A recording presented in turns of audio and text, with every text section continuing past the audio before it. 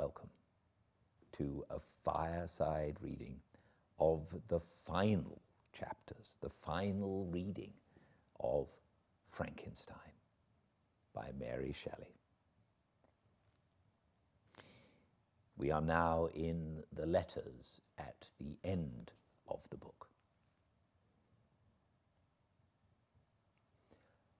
My beloved sister, September the 2nd. I write to you encompassed by peril and ignorant whether I am ever doomed to see again dear England and the dearer friends that inhabit it. I am surrounded by mountains of ice which admit of no escape and threaten every moment to crush my vessel.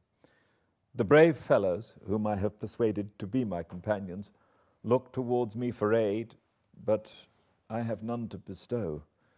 There is something terribly appalling in our situation. Yet my courage and hopes do not desert me. Yet it is terrible to reflect that the lives of all these men are endangered through me. If we are lost, my mad schemes are the cause. And what, Margaret, will be the state of your mind? You will not hear of my destruction, and you will anxiously await my return. Years will pass, and you will have visitings of despair, and yet be tortured by hope.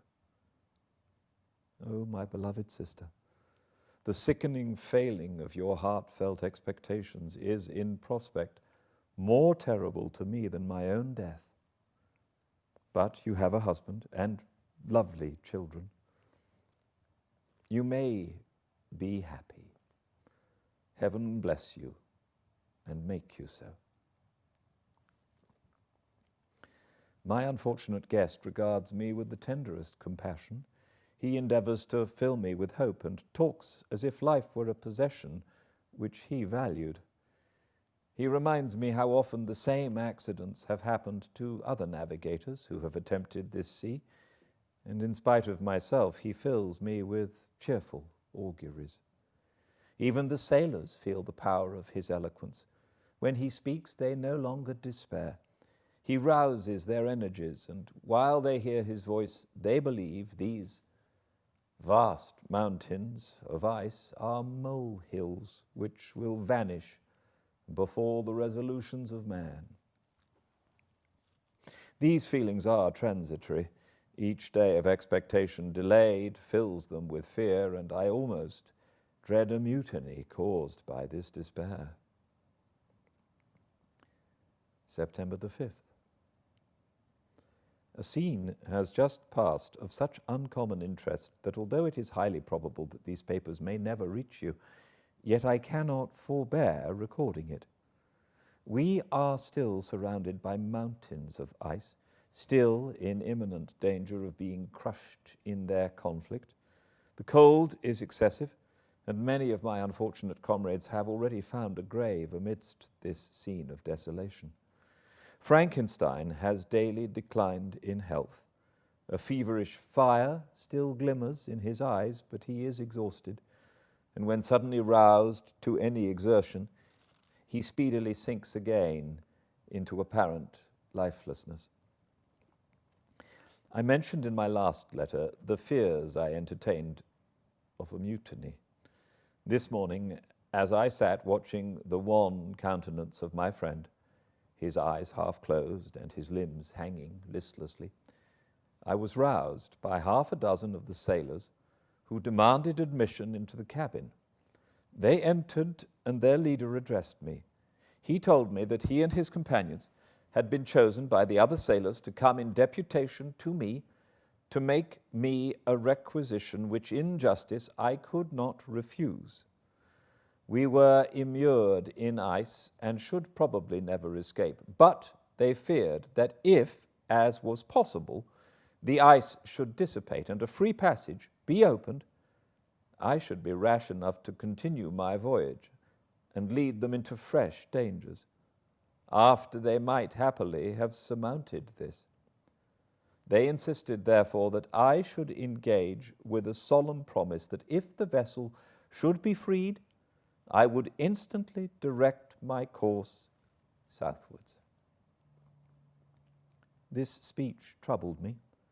I had not despaired, nor had I yet conceived the idea of returning if set free.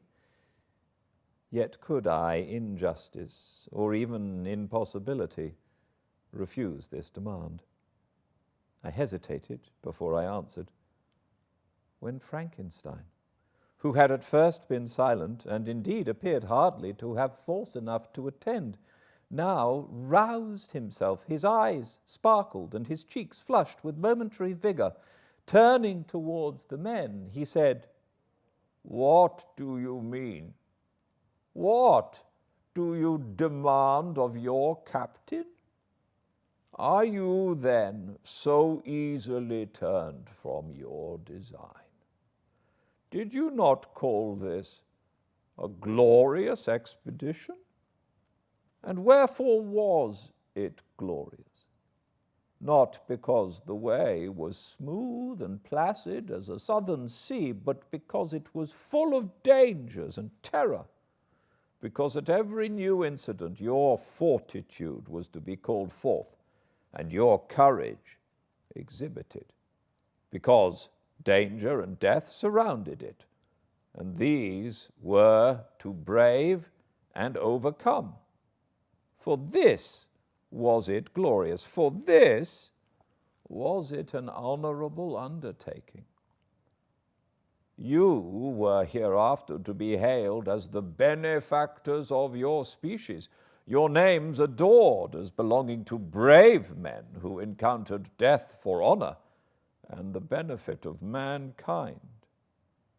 And now, behold, with the first imagination of danger, or if you will, the first mighty and terrific trial of your courage, you shrink away and are content to be handed down as men who had not strength enough to endure cold and peril. And so, poor souls, they were chilly and returned to their warm firesides. Why, that requires not this preparation. Ye need not have come thus far and dragged your captain to the shame of a defeat, merely to prove yourselves cowards. Oh, be men, or be more than men. Be steady to your purposes, and firm as a rock. This ice is not made of such stuff as your hearts may be. It is mutable and cannot withstand if you say that it shall not. Do not return to your families with the stigma of disgrace marked on your brows. Return as heroes who have fought and conquered, and who know not what it is to turn their backs on the foe.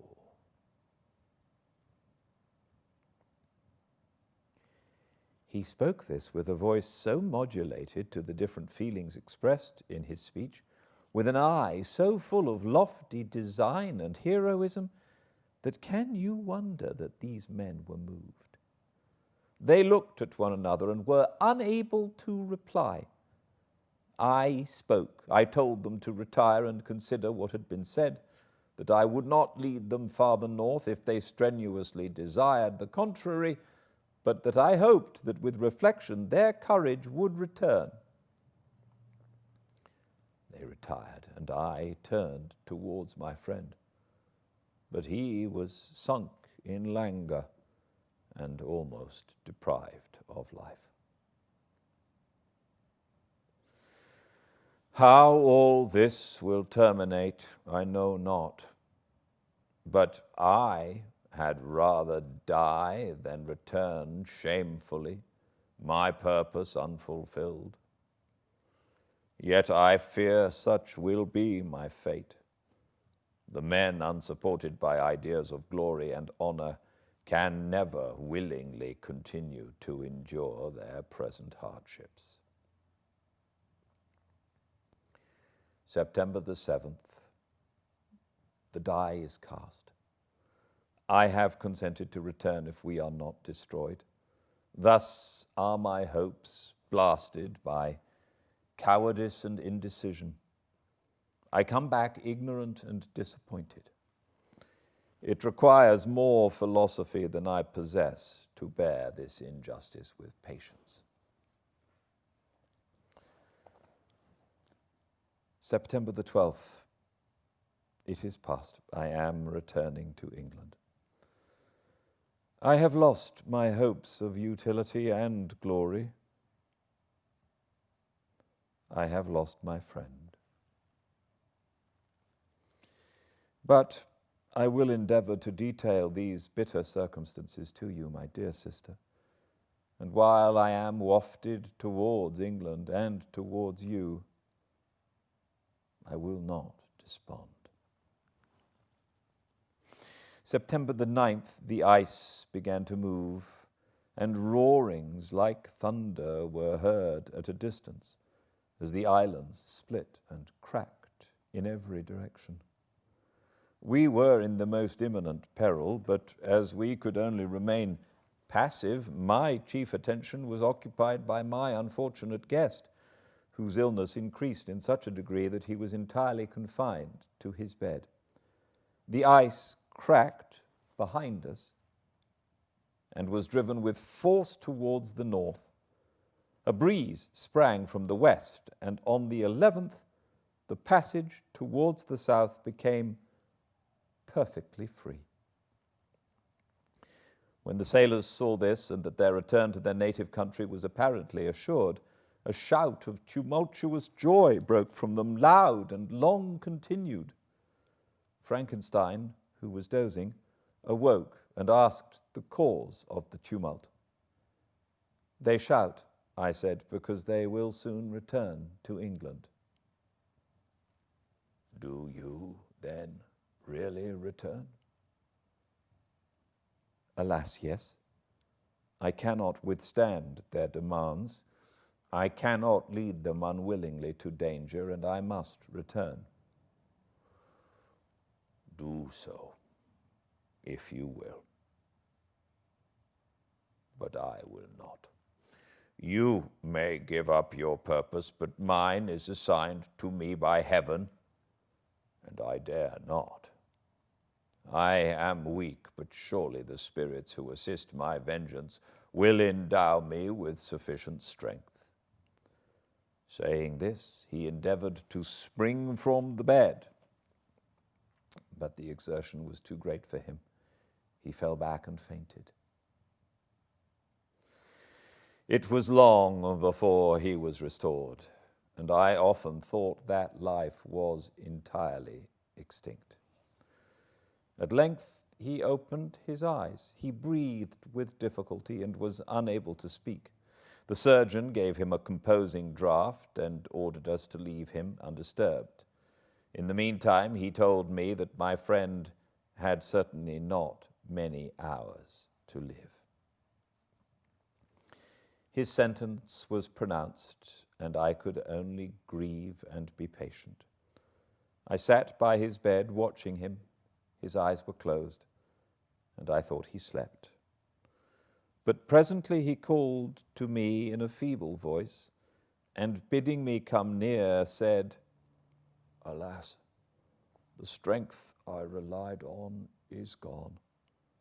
I feel that I shall soon die, and he, my enemy and persecutor, may still be in being.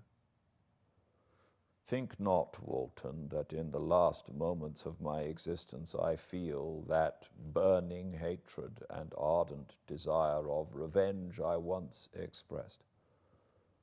But I feel myself justified in desiring the death of my adversary. During these last days I have been occupied in examining my past conduct, nor do I find it blamable. In a fit of enthusiastic madness, I created a rational creature and was bound towards him to assure, as far as was in my power, his happiness and well-being. This was my duty, but there was another still paramount to that. My duties towards the beings of my own species had greater claims to my attention because they included a greater proportion of happiness or misery. Urged by this view, I refused, and did right in refusing, to create a companion for the first creature. He showed unparalleled malignity and selfishness in evil. He destroyed my friends. He devoted to destruction beings who possessed exquisite sensations, happiness, and wisdom. Nor do I know where this thirst for revenge may end. Miserable himself, that he may render no other wretched, he ought to die. The task of his destruction was mine, but I have failed. When actuated by selfish and vicious motives, I asked you to undertake my unfinished work, and I renew this account now, when I am only induced by reason and virtue. Yet I cannot ask you to renounce your country and friends to fulfill this task. And now that you are returning to England, you will have little chance of meeting with him. But the consideration of these points and the well-balancing of what you may esteem your duties, I leave to you. My judgment and ideas are already disturbed by the near approach of death. I dare not ask you to do what I think right, for I may still be misled by passion. That he should live to be an instrument of mischief disturbs me. In other respects, this hour, when I momentarily expect my release, is the only happy one which I have enjoyed for several years. The forms of the beloved dead flit before me, and I hasten to their arms. Farewell, Walton. Seek happiness in tranquility, and avoid ambition, even if it be only the apparently innocent one of distinguishing yourself in science and discoveries. Yet why do I say this? I have myself been blasted in these hopes. Yet another may succeed. His voice became fainter as he spoke, and at length, exhausted by his effort, he sank into silence. About half an hour afterwards, he attempted again to speak, but was unable. He pressed my hand firmly, feebly, and his eyes closed forever, while the irradiation of a gentle smile passed away from his lips. Margaret, what comment can I make on the untimely extinction of this glorious spirit? What can I say that will enable you to understand the depth of my sorrow? All that I should express would be inadequate and feeble. My tears flow. My mind is overshadowed by a cloud of disappointment. But I journey towards England, and I may there find consolation.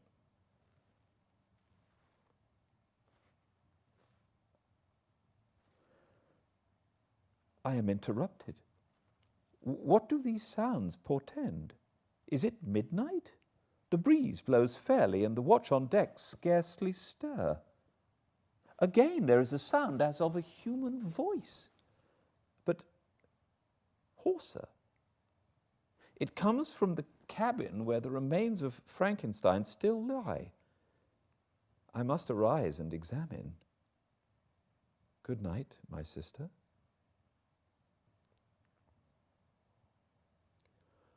Great God, what a scene has just taken place! I am yet dizzy with the remembrance of it. I hardly know whether I shall have the power to detail it. Yet the tale which I have recorded would be incomplete without this final and wonderful catastrophe. I entered the cabin where lay the remains of my ill-fated and admirable friend. Over him hung a form which I cannot find words to describe, gigantic in stature, yet uncouth and distorted in its proportions. As he hung over the coffin, his face was concealed by long locks of ragged hair, but one vast hand was extended, in color and apparent texture like that of a mummy. When he heard the sound of my approach, he ceased to utter exclamations of grief and horror and sprung towards the window.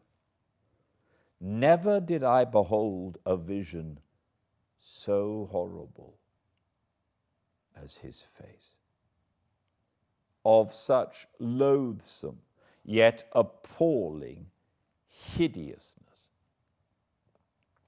I shut my eyes involuntarily and endeavored to recollect what were my duties with regard to this destroyer.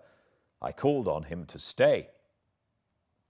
He paused, looking on me with wonder, and again, turning towards the lifeless form of his creator, he seemed to forget my presence, and every feature and gesture seemed instigated by the wildest rage of some uncontrollable passion.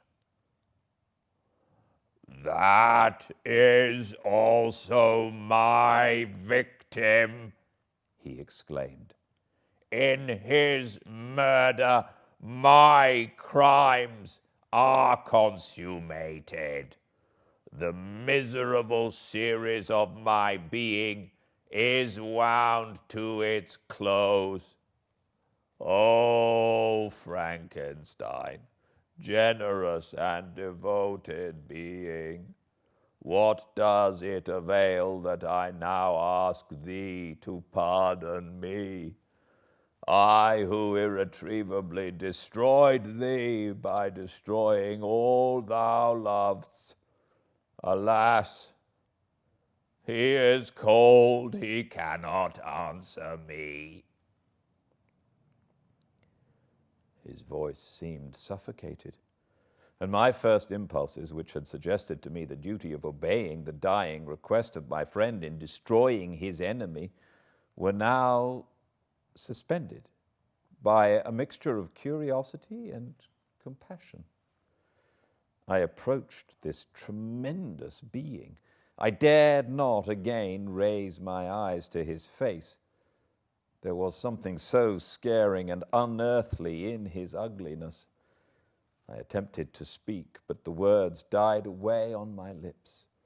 The monster continued to utter wild and incoherent self-reproaches. At length, I gathered resolution to address him in a pause of the tempest of his passion. "Your repentance," I said, "is now superfluous. If you had listened to the voice of conscience and heeded the stings of remorse before you had urged your diabolical vengeance to this extremity, Frankenstein would yet have lived."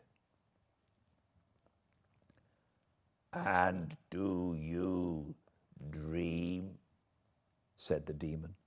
"Do you think that I was then dead to agony and remorse? He continued, pointing to the corpse, he suffered not in the consummation of the deed.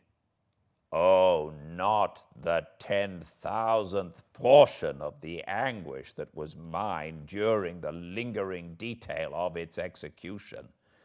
A frightful selfishness hurried me on, while my heart was poisoned with remorse. Think you that the groans of Clerval were music to my ears? My heart was fashioned to be susceptible of love and sympathy, and when wrenched by misery to vice and hatred, it did not endure the violence of the change without torture such as you cannot even imagine. After the murder of Clerval, I returned to Switzerland, heartbroken and overcome. I pitied Frankenstein. My pity amounted to horror. I abhorred myself. But when I discovered that he, the author at once of my existence and of its unspeakable torments, dared to hope for happiness, that while he accumulated wretchedness and despair upon me, he sought his own enjoyment in feelings and passions, from the indulgence of which I was forever barred, then impotent envy and bitter indignation filled me with an insatiable thirst for vengeance. I recollected my threat and resolved that it should be accomplished. I knew that I was preparing for myself a deadly torture, but I was the slave, not the master, of an impulse which I detested yet could not disobey. Yet when she died, nay, then I was not miserable. I had cast off all feeling, subdued all anguish, to riot in the excess of my despair. Evil thenceforth became my good. Urged thus far, I had no choice but to adapt my nature to an element which I had willingly chosen. The completion of my demoniacal design became an insatiable passion. And now it is ended. There is my last victim.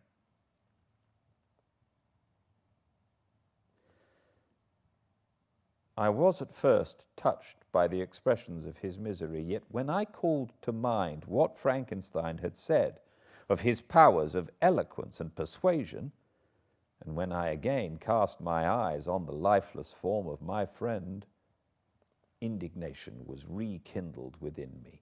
"Wretch!" I said, "it is well that you come here to whine over the desolation that you have made.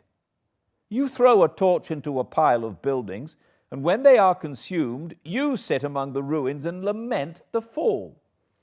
Hypocritical fiend! If he whom you mourn still lived, still would he be the object. Again would he become the prey of your accursed vengeance. It is not pity that you feel. You lament only because the victim of your malignity is withdrawn from your power. Oh, it is not thus, not thus, interrupted the being. Yet such must be the impression conveyed to you by what appears to be the purport of my actions. Yet I seek not a fellow feeling in my misery. No sympathy may I ever find.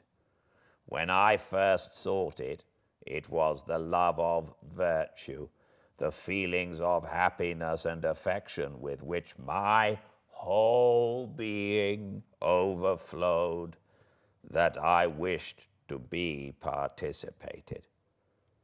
But now that virtue has become to me a shadow, and that happiness and affection are turned into bitter and loathing despair.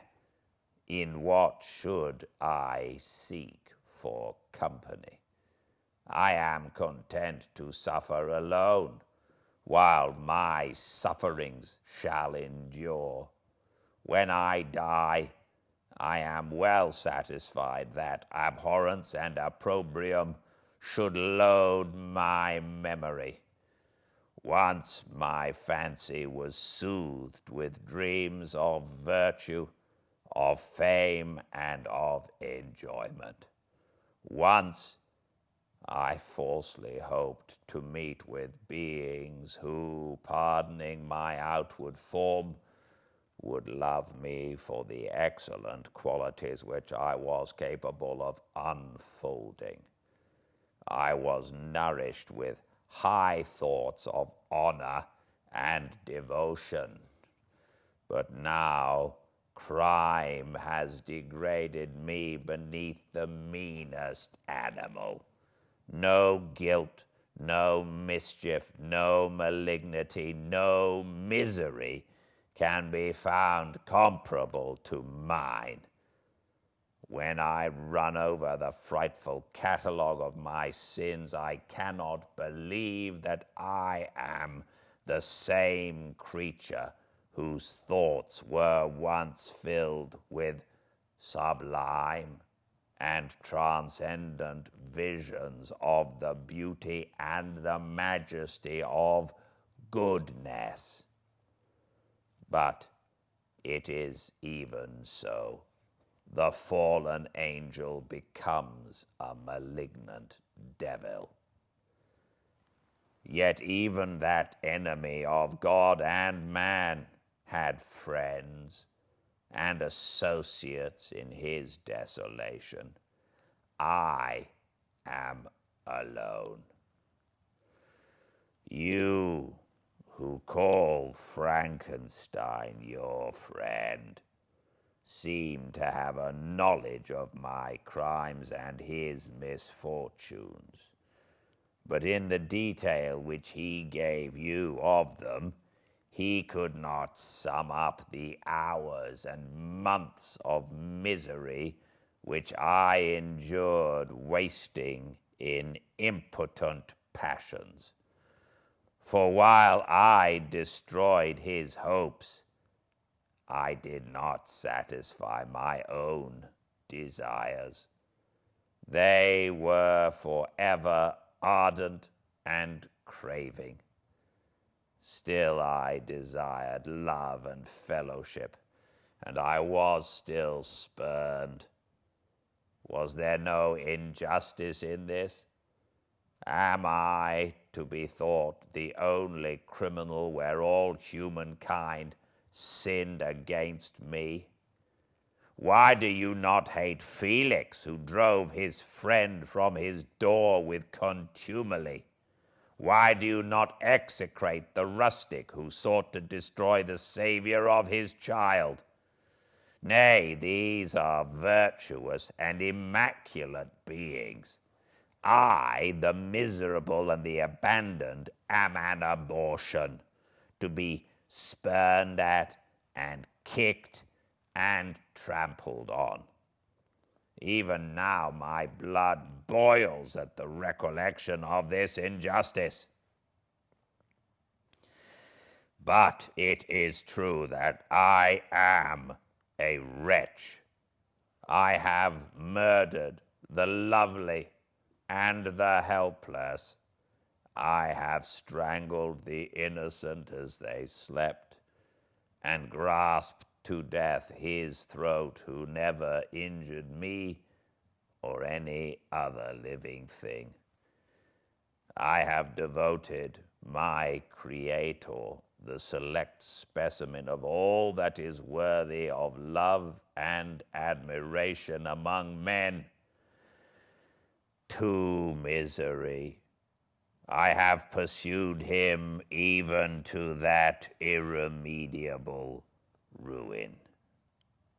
There he lies, white and cold in death. You hate me, but your abhorrence cannot equal that with which I regard myself. I look on the hands which executed the deed. I think on the heart in which the imagination of it was conceived, and long for the moment when these hands will meet my eyes, when that imagination will haunt my thoughts no more. Fear not that I shall be the instrument of future mischief. My work is nearly complete. Neither yours nor any man's death is needed to consummate the series of my being and accomplish that which must be done. But it requires my own. Do not think that I shall be slow to perform the sacrifice. I shall quit your vessel on the ice raft which brought me thither, and shall seek the most northern extremity of the globe. I shall collect my funeral pile, and consume to ashes this miserable frame, that its remains may afford no light to any curious and unhallowed wretch who would create such another as I have been. I shall die. I shall no longer feel the agonies which now consume me, or be the prey of feelings unsatisfied yet unquenched. He is dead who called me into being, and when I shall be no more, the very remembrance of us both will speedily vanish. I shall no longer see the sun or stars, or feel the winds play on my cheeks. Light, feeling, and sense will pass away, and in this condition must I find my happiness. Some years ago, when the images which this world affords first opened upon me, warmth of summer, when I felt the cheering warmth of summer, and heard the rustling of the leaves and the warbling of the birds, and these were all to me, I should have wept to die. Now it is my only consolation. Polluted by crimes and torn by the bitterest remorse, where can I find rest but in death? Farewell. I leave you, and in you the last of humankind whom these eyes will ever behold. Farewell, Frankenstein. If thou wert yet alive, and yet cherished a desire of revenge against me, it would be better satiated in my life than in my destruction. But it was not so. Thou didst seek my extinction, that I might not cause greater wretchedness. and if yet in some mode unknown to me thou hadst not ceased to think and feel, thou wouldst not desire against me a vengeance greater than that which I feel. Blasted as thou wert, my agony was still superior to thine, for the bitter sting of remorse will not cease to rankle in my wounds until death shall close them forever. But soon, he cried with sad and solemn enthusiasm, I shall die. And what I feel now be no longer felt. Soon these burning miseries will be extinct. I shall ascend my funeral pile triumphantly and exult in the agony of the torturing flames. The light of that conflagration will fade away. My ashes will be swept into the sea by the winds. My spirit will sleep in peace, or if it thinks, it will not surely think thus. Farewell.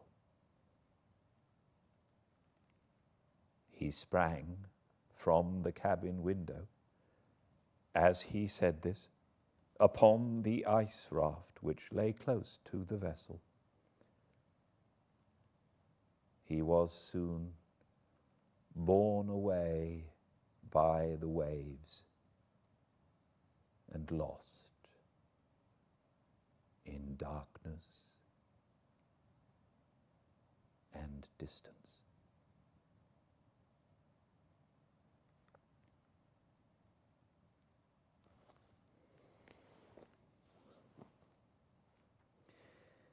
Thank you all for joining me for all of Frankenstein. That was the end. I hope you enjoyed it. I very much did, and I very much look forward to starting The Wind in the Willows tomorrow by Kenneth Grahame at 5 Pacific on Fireside Reading on Instagram. If you miss any chapters, if you would like, please go to the YouTube channel Fireside Reading and subscribe and like and comment if you would like. I would like that. And until I see you again, I do hope you enjoyed Frankenstein, and I very much look forward to seeing you soon. Until then, please be very well. Good night.